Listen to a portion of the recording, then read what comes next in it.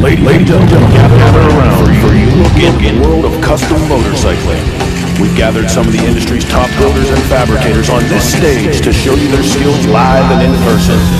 Watch as they chop, grind, and weld their creations into existence right before your very eyes. Feel free to ask questions at any time directly to your host, Pat Jansen.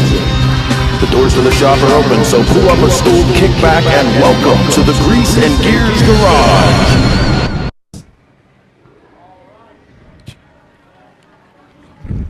All right, welcome to Las Vegas. No, where are we? Sandusky. No, man. Hey, Progressive Motorcycle Insurance has brought Grease and Gears Garage to Ohio Bike Week this year. We could not be more excited. We want to thank Progressive Motorcycle Insurance for bringing us here. They're a title sponsor here of the event, and they've got two different areas set up, and they've got us here on this stage. They're just pouring it out for you guys here at Ohio Bike Week. What is Grease and Gears Garage? We're just a bunch of dirty mechanics, honestly. We're not performers of any sort. We travel around the country. There's three of us, Mark, Chris, and I. This is Mark. He played Gimli in Lord of the Rings. Now he's with us. He hates that joke, but I tell it every time. And Chris Callen, the owner, founder, editor of Cycle Source Magazine. He'll be up here in just a minute with us. We travel around the country with our tools. Then we invite builder friend of ours up on stage to do one thing that they do typically in their shop to customize a motorcycle. And we want to entertain you a little bit. We want to inspire you. More than anything, we want to encourage you, no matter what you're riding, a dirt bike, Harley, Honda, Yamaha, BMW, whatever it is, we want to encourage you to go back and find something that you can do to that bike that makes it yours.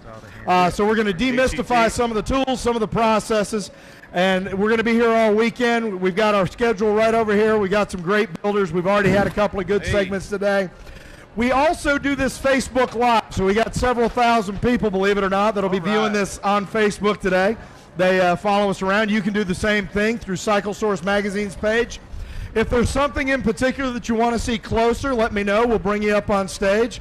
If you want to participate or something, let us know. But if there is something, if you want to see close, we got nice cameras and we got these monitors up here for close-up shots. If you miss something, you can always go back to Grease and Gears Garage on YouTube. We have our own YouTube channel, Grease and Gears Garage. Forever. Go through there and you can find a lot of different things. We've built frames, Springer front ends. We've made tanks from scratch, narrowed tanks on stage. I always like to see We've done virtually everything you can do to a motorcycle on stage. It makes a great tutorial. But today we got an extra special treat. One of your own right here down from Cleveland. We got LeBron James. No, we don't have LeBron James. Plus, don't worry about it. I don't think he's going to be in Cleveland much longer anyway. But that's beside the point. We got PJ Grakauskas. Close enough. What's your last name? Grakauskas. Grakauskas? Koala bag. Koala bear. I can't. I know That's this guy. I've given him awards on stage for bikes, and I can't even get his name right. Anyway, it's a good last name. Keep it, shorten it, do something else with it. So, but anyway, the reason I'm excited about having PJ here today is a couple of reasons. One, he's an eminently talented fella when it comes to motorcycles. Wait a minute. He is incredibly talented, but so far, everything you said sounded like a bitch, and you told these people we're not performers. We're not performers. But I want to do this all the time. How are we doing out Sandusky? No, man, are you guys having a good time in Sandusky, Ohio Bike Week? Give it up! I feel like he's about to throw out a sham. You need to know what to do in Ohio. What's that? You got to know what to do in Ohio. You got to throw away money or beer. OH! OH. See? All right, listen. PJ is cool for me. I've got a shop in Iowa called Sin Central Garage. If you're ever thinking about opening a custom motorcycle shop, don't. Do it the way PJ does it. PJ, what do you do for a living? I'm a compliance officer for U.S. Department of Labor OSHA office. And our bandsaw is in violation of what code? 29 CFR 1910-219 D1. He came up. He's getting. Dude, you are never allowed at my house. Yeah, you don't have a guard on that angle grinder either. Okay, he's not going to give us a ticket. He doesn't have a guard on your angle grinder. Man, Chris, we're all in violation. But PJ has been given the opportunity. One of Progressive Motorcycle Insurance partners is Indian Motorcycle right now. And so it's super cool for us to be able to have PJ up here because you just entered a contest that Indian put on. Tell me what that contest was. So Indian Motorcycle has a competition right now going on called The Wrench. So essentially what you got to do is you got to design what you would do with a 2018 Scout Bobber. And then you had to show your previous builds, write a nice little essay, and you had to submit your design. Nice. And then they selected the top, I believe it was top 12. And then it went to public voting online. You got to vote for which one you liked. And then they picked the top 3 out of those 12. So right now in my 10 by 12 shed at my house, I have a 2018 Indian Scout Bobber. I got a check in the mail for 10 grand, and I had to have it done by July 25th. That's brutal. It sounds like a great opportunity, but having been someone that's been given this opportunity, I did that with a Royal Enfield last year. I had 5 weeks to build it, and it was brutal. That was brutal. Now, do we have a picture? Did you get Rebecca a picture? Yeah, Rebecca's got a picture. So I'm doing a full fairing cafe. Is it up there? Yeah, it's up there. So yeah, so I'm gonna handcraft all the fairings myself out of fiberglass. Probably make a few molds. I have the bike all the way down to a frame and a motor. Wow. So that's intimidating to take a brand new. Have you ever done that with a brand new motorcycle? With a brand new one, no. So I'm used to vintage bikes. I'm used to busting out penetrating fluid, you know. And breaking stuff to get it off. And there's something different between finding a Honda 350 in a barn, right, and then bringing it home and taking it apart, and getting a brand new motorcycle and then taking it apart and having a deadline. Right. The deadline's scary. A lot of pressure. Deadline is scary. Yeah. Is that too loud? No, Chris, that's fine. No, it's not over 90 decibels, so you're all right. Oh God. An inspector on stage is going to be brutal all day. Yeah, so I gotta make the fairing. We're gonna do a lot of gold leaf on it. My buddy down in Kentucky, Crossover Customs, he'll lay the paint for me. I got the subframe's gone, so I put a 2000 GSXR front end on it. Offset the triple trees. Put the foot controls all the way to the back. All right. But now I'm still gonna put some power in it, so it's not just gonna look pretty. Yeah. Now I was gonna say, what kind of that Indian Scout has really come out. I mean, it's got 100 horsepower at the rear tire right out of the box. I know that with magazine editors, Harley Davidson was at first when it came out, because it's an 800cc bike, they were comparing it to the Sportster. They were doing heads-up reviews against the Sportster. And Harley, a couple of years ago, said, no, do it against a V-Rod. It's really not in the Sportster class. But now, is there good performance mods out there for those already? Yeah, so there's quite a few companies that are already making stuff. Dynajet makes the Power Commander, the PCV. So I'll be throwing that on there probably this week. I put an intake on it from Zippers, and then I'm doing a custom 2-to-1 exhaust. And then Super Trap, Ohio. All right, Ohio company. Super Trap, I'll be throwing one of their aluminum universal disc systems on the rear of it. So right. Now, does Lloyd's up in New York, are they into the Scout market yet? Have you heard of Lloyd? Lloyd's Motorworks? I know for Victory, they were a huge deal. They were really the first on board with Victory, and I think they're doing a bunch of stuff for Indians now, too. I didn't know about Well, I got a lot of money from Indians, so I'm still shopping. Well, Lloyd's up there. Yeah, look up Lloyd's. I'll get you his name. He does a lot of... So you're going to put some go fast in this thing? Yeah. And some style. Now, the style motorcycle that you're going for, where did that come from?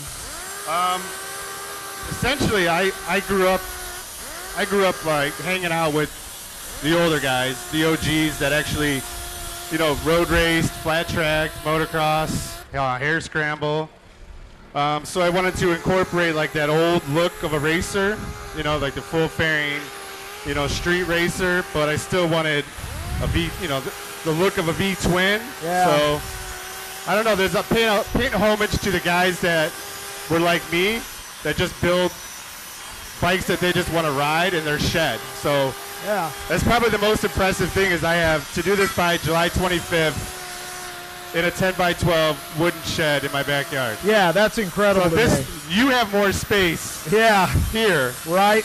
and more equipment than I do. And I complain about right now working out of my 800 square feet that I'm in now because I need to be in my new shop, Yeah. which is bigger. And there you go. You don't need a lot of space to do it, though. Yeah. It's nice, though. Yeah. Nobody would complain about more space. Now, who are the other two guys that you're competing against? So I'm up against one gentleman's name is Fred Juarez. He is a NASA engineer. Oh, wow. So he is doing a complete one-off frame. So he's doing more of a board tracker style.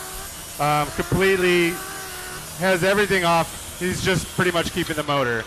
So he's built a jig. He's going to town on it. Wow. And then the other competition, and I know him pretty well, is Christian Newman, which a lot of people know. He builds some pretty sweet frickin' choppers. Yeah. And he doesn't just build. Like, he starts with raw materials and then machines them and polishes them. And Yeah. if you haven't seen his bikes, they're... Yeah. So you're up against some stiff competition. Yeah. Yeah, you dropped in with, and they chose good guys though. Yeah. They chose good guys. I mean, you certainly will hold your own with them. I don't think you should be afraid, but that makes it fun. Now, when you win, what do you win? So out of us three that are building the bikes, the top three, which will be voted on by people in the industry like yourself, even though I've been judged by you before. That's right. I've judged him. I'm judging him now. Yes. If it doesn't have like gold flake and sweet digger parts, you don't high Yeah, I don't score want high. it. So it'll go up for vote. Then out of us top three, they'll pick one winner, and we get an extra 10 grand cash. All right. And Now what, the cool part is they're going to unveil all the bikes at Sturgis. Right. So I get to go to Sturgis this year. at the Buffalo Chip. Yes, at the. And what happens with the bikes? So it'll go on tour for a year, so we'll get to hang out again at the IMS. It'll go on tour with Indian for all their motorcycle shows. And then once it's done touring, it'll be parked in my garage and I'll ride it forever. So you get to keep it. I get to keep it. Oh, man. Look at that. What a dream. So for those of you just walking by joining us, we're Grease and Gears Garage. We got a couple of guys up here. We got a deadline on a couple of bikes for Twisted Tea and for Progressive. So Mark and Chris are working on those.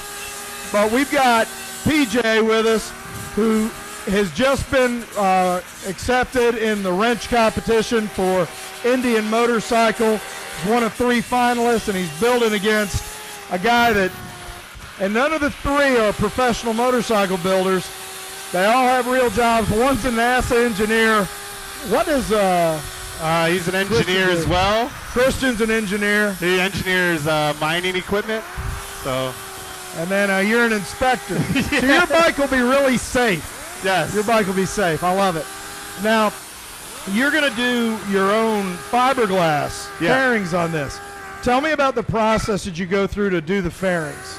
All right, so when it comes to fiberglass, and there seems to be like a really growing trend right now in metal shaping. It's been around for a long time, and people are really talented at it, and people are picking it up. I've never gotten into it, so I've never had the room or the ability to have an English wheel, cut-off saw, lathe. I just don't have the space or the shop to do it. So I got into fiberglass, a long time ago. So on this particular one, I will be making the mold out of foam. You can use modeling clay. So I'll be using a combination of modeling clay, foam. I'll shape it, get it all the way I want it. Once that's done, for this one, because of the timeline, I'm going to be doing what's called just skimming, where I'm just going to lay the fiberglass right on top of the mold.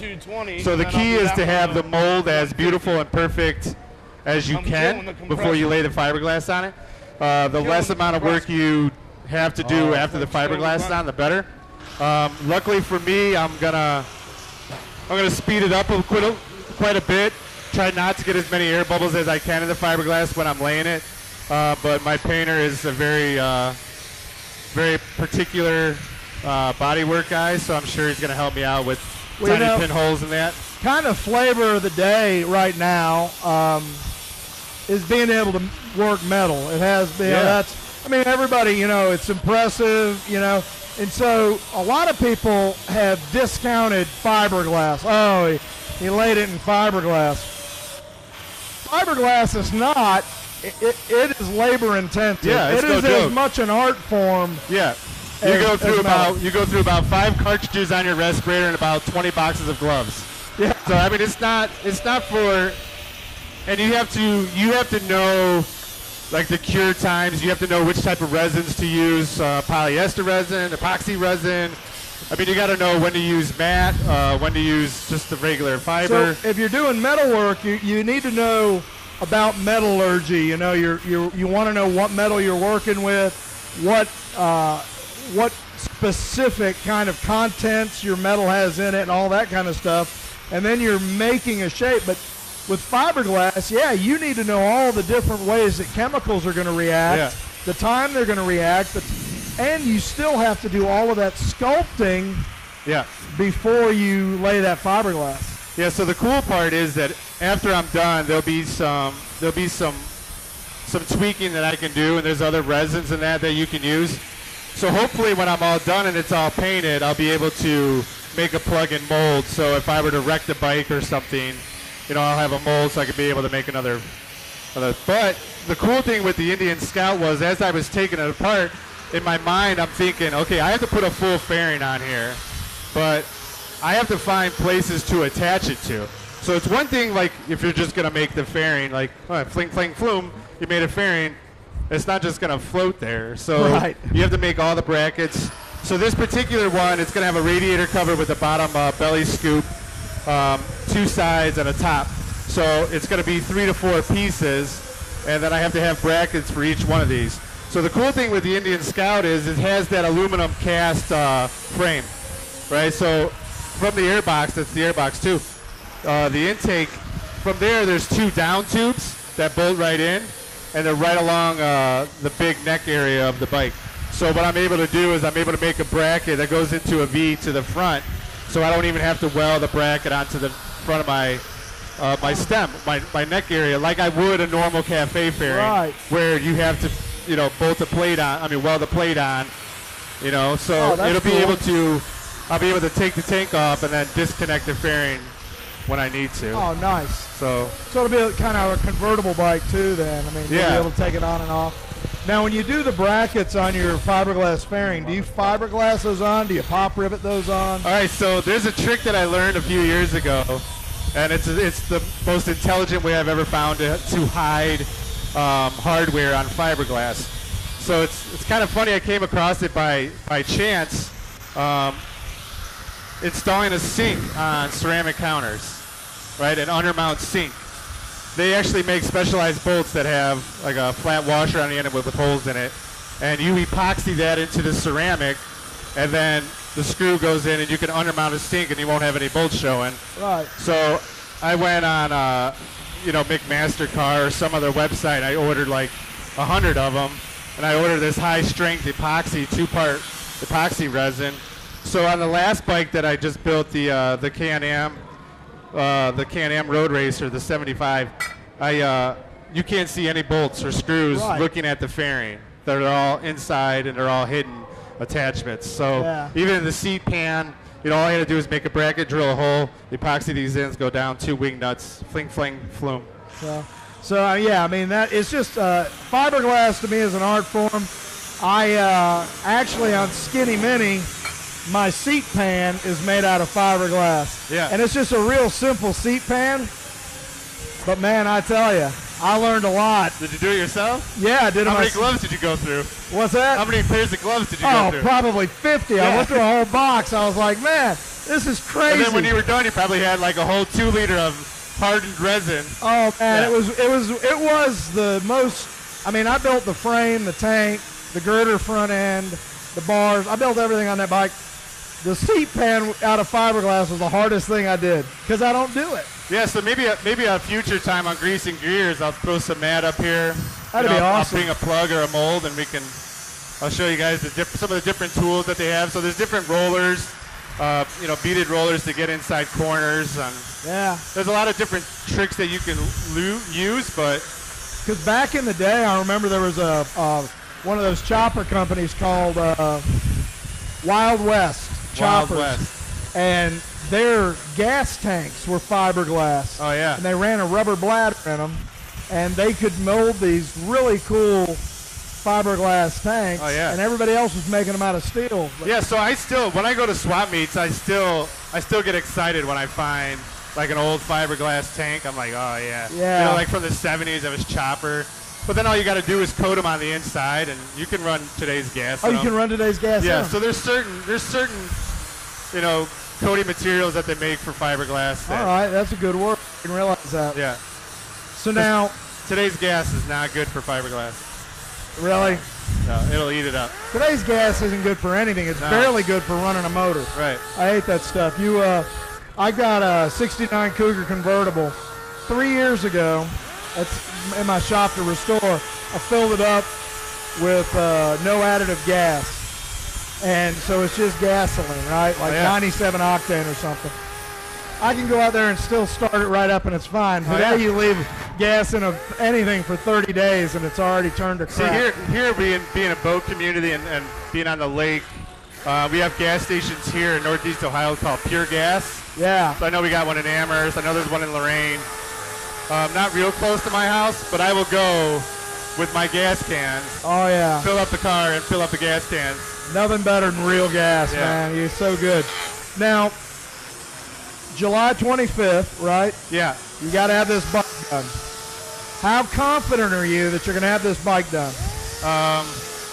Well, there's no if and but. It's just got to be done. It'll be done.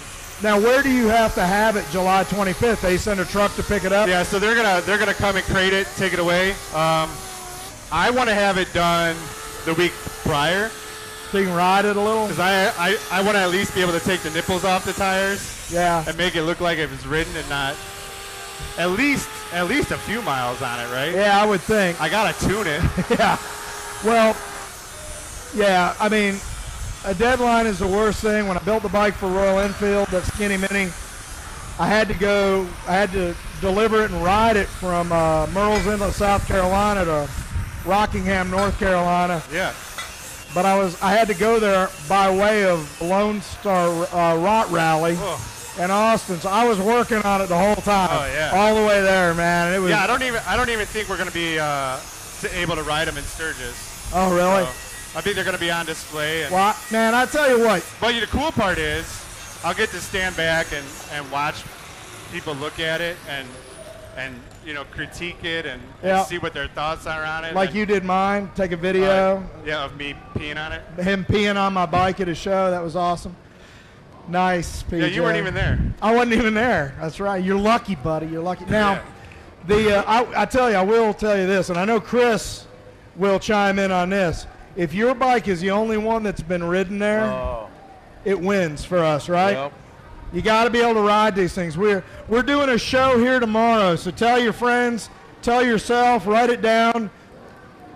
Could you remind them, because this guy right here, he's not going to remember. That guy, he's probably got his hotel written on his arm. That's what I do when I go drinking, though. I write my hotel on my arm. Oh, yeah. Anyway, Cycle Source Magazine has, we're doing a bike show right behind here on the boardwalk tomorrow. Does the winner get in a magazine? What's that? Does the winner get in a magazine? Yes. Yeah. Best of show. Whoever best of show tomorrow in that will have their bike featured in Cycle Source Magazine. So spread the news around. We got tons of trophies, man, tons of prizes and stuff. And it's going to be fun. It's free to enter. We're really big on bikes that you can ride in. The guys that built riders. Things that guys are riding. And riding means you ride in. You don't park your trailer 2 miles down the road and then ride in. Yeah. You ride in. Because Chris also does a show down in Galveston, Texas at the Lone Star Rally called In Motion. And the whole deal with that show is he invites, 12, 13 of the best builders, except for this last year. He invited 12 of the best builders, and he invited me. And then I didn't even show up for that. That's 2 shows on this Dude, stage I didn't show up for. What show is this? It's called In Motion. In Motion. yeah. And there was a $10,000 prize and I didn't show up. This is how you do Rockstar to your brothers. Yeah, right here, right? I don't have time. I'm 10 like, grand? yeah. He's like, Eh. oh, dude, you can't invite me. There's Jeff Cochran and Donnie Luce and all. No, man, come on, you're gonna come too. No, And then he just any blows big it names? off. No, he wanted everybody to go pick his bike up. Hey, did he do one of those things like after it was done, he goes, dude, I should have entered. My bike was better. I would have won 10 Oh, grand. absolutely. Oh, I wouldn't take that. Well, yeah, I was at SEMA. I had to be in SEMA, so that was my deal. But I am sorry. But anyway, if you ride your bike in, tomorrow morning, 11 to 2, we're registering bikes. So call your buddies all over the place. Tell them to get their bikes down here. It's going to be a good time. Lots of trophies, lots of giveaways. And best of show wins a spot in Cycle Source magazine. Now, are you so consumed with this Indian build that you can't even think about what you're doing next? No. So, it'll be about the bike after that? Yeah. No. So there's we plan on taking a vintage pet motorcycle, 400cc 2-stroke, and turning that into a road racer. So we got a frame with the title, and so that was what I was going to do as the next bike until I won this one happened. Indian. Yeah. All right. Now tell me a little bit. I know you're associated with Skidmark Garage. Tell me a little bit about what that is too. Skidmark Garage is they're a community garage in Cleveland, Ohio. They're located at 5401 Hamilton Avenue. Not that I've ever been there. You've been there? I've been there. Sure have. It's a community garage, and by that I mean it is just that. It's a place where you can come. You can sign up monthly for a few months. You can sign up for an annual membership. You can come in, just pay hourly, just to change tires or to give an oil change on your bike. Brian Shafron is the owner. He's diehard. He'll do anything for anybody. He's become like a brother to me in this What a great motorcycle guy. industry. So Yeah. that's why I wear his shirt whenever I go anywhere.